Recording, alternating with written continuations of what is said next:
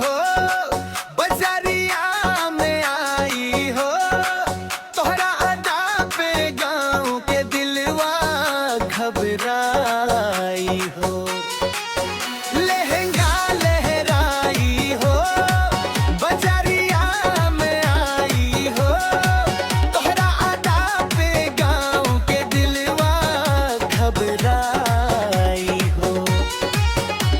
कमरिया हिले ता बाजे ढोलक नगाड़ा, तोहरे नखरा के हो गइल बा चर्चा सारा। अंकड़ाई तरह के पायल बोले छन छन, देखे खातिर जुटल बा सारा जन। हंसी तोहार लागे चांदनी के धार, दिल वाले के गिलू हो के बार।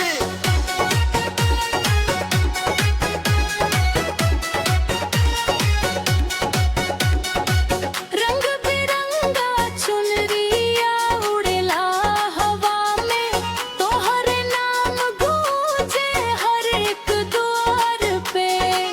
नाचे पूरा टोला, बजे बाजा जंतर, तोहरे बिना सूना लागे ई मेला अंदर।